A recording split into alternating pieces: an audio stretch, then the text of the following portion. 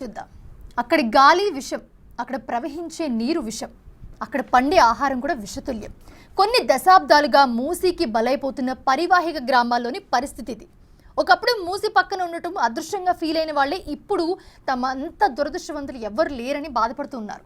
ప్రస్తుతం వాళ్ళు ఎదుర్కొంటున్న విపరీత పరిస్థితులే హైదరాబాద్ కూడా పాకుతున్నాయి.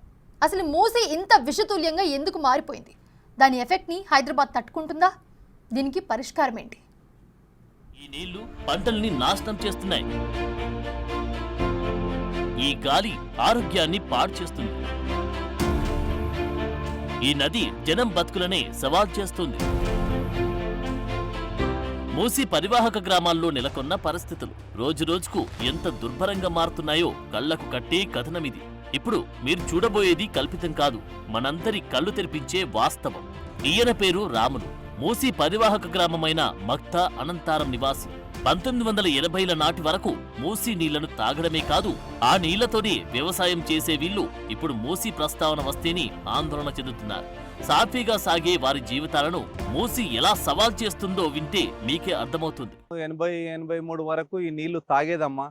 తాగేది ఈ వాటర్ కూడా మాకు వ్యవసాయం చేసుకునేది. తర్వాత మొత్తం కెమికల్ ఇది అది అయిపోయిన గడ్డి పెట్టుకొని బతుకుతున్నాం. మేము గడ్డి బర్రెలు పెట్టుకొని బతుకుతున్నాం. అటువంటిది ఆ బర్రెలు కూడా కెమికల్ వల్ల అట్లా వండి మొత్తము చర్మాలు ఊసిపోవుడు, వీటిని మొత్తం చనిపోవుడు. ఒక్కొక్క బర్రె 1,00,000 రూపాయలు పెట్టేస్తే 10 లీటర్లు ఇచ్చే బర్రె కూడా చర్మాలు ఊసిపోయి చనిపోతున్నాయి. తర్వాత మేము గడ్డి పోస్తే ఆ దురదలకు మళ్ళీ ఆ గోళీలు టాబ్లెట్స్ వేసుకొని వీటికి మాకు గోళీలకు మందులకే సరిపోతుంది. మా ఆధారం మొత్తం దీని మీదే, మా పచ్చిగడ్డి మీద బర్రెల మీదే. కనీసం చేన్లు బతుకుతలేవు అంటే ఇప్పుడు బర్రెలు బతుకుతలేవు. బర్రెలు కూడా పక్షపాతం లెక్కొచ్చి కింద పడిపోతున్నాయి ఒకటొకటి. ఇంతకుముందు మేము నది పక్కన ఉండడం మేమే అదృష్టవంతులం అనుకున్నాం, కానీ ఇప్పుడు మొత్తం దురదృష్టం అయిపోయింది మాకు. ఈయన పేరు యాదగిరి, వెంకిర్యాల గ్రామ నివాసి. కొన్నాళ్ల క్రితం వరకు ఈయన మూసీ నీటిలో చేపలు పట్టేవారు. కానీ కాలుష్య కారకమైన నీటి ప్రభావంతో యాదగిరి పరిస్థితి ఎలా మారిపోయిందో చూడండి. చేపలు పట్టడానికి పోయినమ్మా. పట్టడానికి పోతే మొత్తము వెంజర్ అయ్యి 3 నెలలు అనుకున్నాను నాన్న. బొగ్గలు లేచినాయి నాన్న, బొగ్గలు లేచినాయి. 3 నెలలు గవర్నమెంట్ హాస్పిటల్ ఉన్నా కానీ తక్కువ కాలేదు. మళ్ళీ అక్కడక్కడ హైదరాబాద్లో ఎన్నో డాక్టర్ల దగ్గరికి పోయి వచ్చిన. చేపలు పట్టడానికి పోతే అట్లా అయింది. బాధ 3 నెలలు అయితే గోస తీసిన, ఇంటికాడికి వెళ్ళి గదిలే చచ్చిపోతున్నాను అనుకున్నాను. అంత బాధ వచ్చేసింది. ఇక మూసీ బెల్ట్ గ్రామంలోని మహిళల పరిస్థితి మరీ దారుణంగా ఉంటుంది. మీరు చూస్తున్న ఈ పెద్దావిడ పేరు యాదమ్మ. ఈమె మక్తా అనంతారం నివాసి. మూసీ నది వల్ల తలెత్తిన చర్మ వ్యాధులతో పడలేకపోతున్నామని ఆమె ఆవేదన చెందుతున్నారు. గడిచినట్టు వస్తుందమ్మా దురద, ఎంత గోకినా పోదు. ఇక గోళీలు 2 గోళీలు వేసుకుంటేనే అప్పుడు మందం తక్కువ ఉంటుంది. రోజు వేసుకోవాలి గోళీలు వేసుకుంది, నిద్ర పట్టదు. ఇంకొకటే దురద. ఈ దురద పెడుతున్న ఇబ్బంది గురించి లక్ష్మి ఎన్నో ఇబ్బందులు ఎదుర్కొంటున్నారు. దీనికి పరిష్కారం కోసం ఎదురు చూస్తున్నట్టు తెలిపారు. ఇప్పుడు 3 సంవత్సరాలు మేడం మాకిట రాబట్టి టాబ్లెట్ ఆడినాం, దవాఖానాలో చూపించుకున్నాం, సూదులు ఇప్పించుకున్నాం, ఏం తక్కువనే లేదు. ఇట్లా హాస్పిటల్ చూపించుకున్నాం. ఇలా సూది కూడా కుచ్చి కూడా తీసిర్రు, వాటర్ వల్లనే చెప్పారు. మూసీ నీళ్ల వల్ల తలెత్తుతున్న ఆరోగ్య సమస్యలతో తామంతా ఎంతో సతమతమవుతున్నామని బాలమణి, నర్సమ్మ చెబుతున్నారు. మస్తు నొప్పులు, నడుముల నొప్పులు, కాళ్ళు నొప్పులు బాగున్నాయి. పానం చేతనైతే లేదు. గోలు తెచ్చేసుకుంటా అప్పటి మందం ఒక రోజు పని చేస్తుంది, మళ్ళీ 2వ నాడు మళ్ళీ గోళీ వేసుకుంటేనే పని చేస్తుంది. కొంతమంది ఏమంటారు, ఆ గోళీలు వేసుకుంటే మంచిగా ఉండదు అని చెప్తారు, వేయొద్దు గోళీలు అని చెప్తారు, కిడ్నీల ప్రాబ్లం వస్తుంది అని చెప్తారు. ఈ పానాలు మంచిగా ఉండే, మోకాలు నొప్పులు, నడుములు లేవై, సూదులు మందులు వేసుకుంటేనే లేస్తున్నాం, పని చేసుకుంటున్నాం. లేకుంటే భూమి పండుకొని పండుడే ఉంది. వీళ్ళతోటే ప్రాబ్లం వస్తుంది అంత మనసులకు. కాలు లేవయా చేతులు గోళీలు వేసుకుంటే జర పానం అలకుండా, లేకుంటే కొట్టి పండ పెట్టినట్టే అవుతుంది పానం. మూసీ కాలుష్యం దెబ్బకు నదీ పరివాహక గ్రామాల్లోని కిరాణా షాపులు కూడా మెడికల్ షాపులుగా మారిపోయాయి. అక్కడ టాబ్లెట్లు కూడా నిత్యావసర వస్తువుల్లా మారిపోయాయి. మక్తా అనంతారంలో నెలకొన్న పరిస్థితులపై బసవరాజు చెప్పిన మాటలు వింటే అసలు విషయం మీకే అర్థమవుతుంది. అంత బాడీ పెయిన్స్ ఎక్కువ ఉంటున్నాయి, మొక్కల నొప్పులు బాగా వస్తున్నాయి విపరీతంగా. 100కి 90 మంది ఎలర్జీ, ఎవరు చూడు ఎలర్జీ. ఇక వాళ్ళకు ఎవెల్ ఇస్తున్నాం, లేకపోతే మౌంటెక్ ఎల్సి, అజిత్రాల్ 250 ఇవి వాడిపిస్తున్నాం. ఈ మూసీ నది మొత్తం అదే అమ్మ. ఇక్కడ ఈ చుట్టుముట్టు ఏరియాలు మొత్తం అదే బాధ. ఎవరు చూడు ఎలర్జీ ఎలర్జీ ఎలర్జీ. నా 100కు 90% ఎలర్జీ ఉంటుంది. నా 30-40 ఏళ్ళు రాగానే మొఖాలు నొప్పులు. ఈ కాలుష్యం వలన అది ఏందో మొత్తం మూసినది వలన ఇదంతా చుట్టుముట్టు ఏరియాలు మొత్తం అదే బాధలు ఇక్కడ మా ఏరియాలలో. ఇక డాక్టర్లు రాస్తారు, మేము ఇస్తా ఉన్నాం. వాళ్ళు 30 ఏళ్ళలోనే టాబ్లెట్స్ వాడుతున్నారు.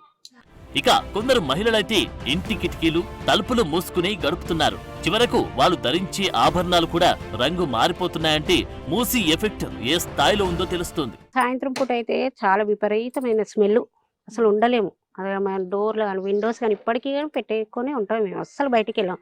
ఇక సిల్వర్ అయితే చూడండి, కాళ్ళకు మొత్తం ఇట్లా బొగ్గు సిల్వర్. ఇంకా రాగి అవి ఇత్తడి అయితే మొత్తం నల్లగా.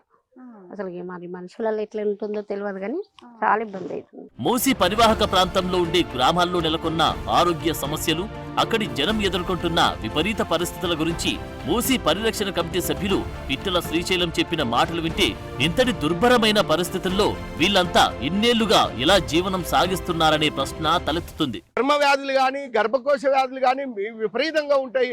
తర్వాత నీకు మెదడు కూడా ఎదగలేని స్థితిలో ఉంటాయి. ఇంకా మరి ముఖ్యంగా చెప్పాలంటే ఇక్కడ ఎక్కడ కూడా పశువులు ఏవి కూడా ఎదగొచ్చే ఆస్కారం లేదు. ఆర్టిఫిషియల్ ద్వారానే ఇంజెక్షన్స్ ఇవ్వడం వల్లనే వాటికి వస్తాయి. అయినా కూడా గర్భం నిలవట్లేదు, సుడి నిలవట్లేదు. ఇంకెందుకు ఇంకా చెప్పాలంటే అసలు చెప్పకూడని అంశం ఏంటంటే అసలు ఇక్కడ పెళ్లిళ్ళు కావాలంటేనే ఇబ్బంది అవుతుంది. పెళ్లిళ్ళు కావాలంటే మగపిల్ల వాళ్ళకు పిల్లలు దొరకాలంటే కష్టం అవుతుంది.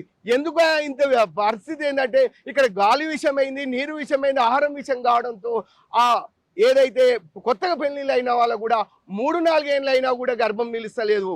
వాళ్ళకు అంత దయానక పరిస్థితి వచ్చింది. వీటికి అందుకే ఇన్ఫెర్టిలిటీ సెంటర్స్ విపరీతంగా పెరిగిపోయినాయి. ఇంకా ఇది ఇట్నే గనక కొనసాగితే నో మ్యాన్ ల్యాండ్ గా ఏర్పడే ప్రమాదం ఉంది. ఇప్పటికే ఈ కెమికల్ ఇండస్ట్రీస్ లో ఉన్న మన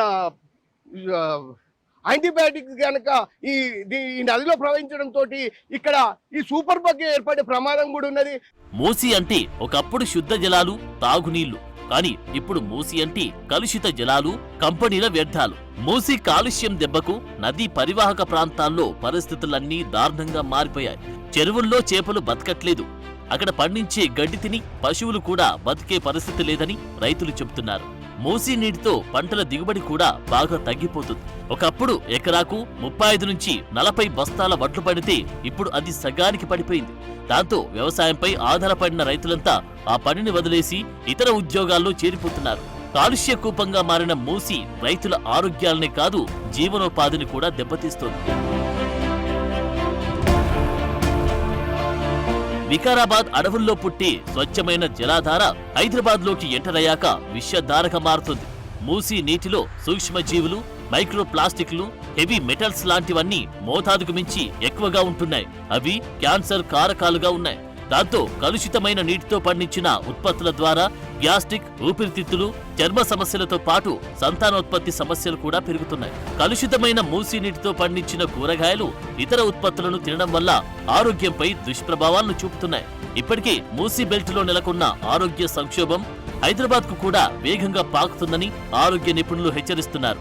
ఇందుకు మూసీ బెల్ట్ గ్రామాల్లో కలుషితమైన నీటితో పండించే కూరగాయలు, ఇతర ఆహార పదార్థాలు హైదరాబాద్ కు సప్లై అవడమే కారణం. ఇది ఖచ్చితంగా నగరవాసుల ఆరోగ్యానికి హాని చేస్తాయి. ఈ దారుణమైన పరిస్థితులకు హైదరాబాదే కారణం. సిటీ డ్రైనేజీలన్నీ మూసీకి లింక్ అయి ఉండడం, కంపెనీల వ్యర్థాలన్నీ నదిలో కలుస్తుండడంతో మూసీ మొత్తం విషతుల్యంగా మారుతుంది. హైదరాబాద్ బాగుండాలన్నా, మూసీ పరివాహక గ్రామాలన్నీ తిరిగి ఆరోగ్యంగా మారాలన్నా ఒక్కటే పరిష్కారముంది. అదే మూసీ ప్రక్షాళన. నది బాగుంటేనే దాని పరివాహక ప్రాంతం బాగుంటుంది. మూసిని కాలుష్య కూపం నుంచి బయటపడేస్తేనే ఈ గ్రామాల్లో మళ్లీ ఆనందం వెల్లివిరుస్తోంది. వేలాది కుటుంబాలు, లక్షలాది మంది ఆరోగ్యాలు బాగుపడతాయి.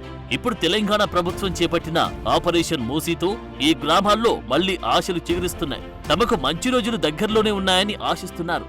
నది కాలుష్యం నుంచి బయటపడితేనే తామంతా ఆరోగ్య సమస్యల నుంచి బయటపడతామని భావిస్తున్నారు. మూసీ ప్రక్షాళన పూర్తయితేనే హైదరాబాద్తో పాటు నదీ పరివాహక ప్రాంతాలన్నీ ప్రశాంతంగా ఉంటాయి. 10 కాలాల పాటు పచ్చగా నిలబడతాయి.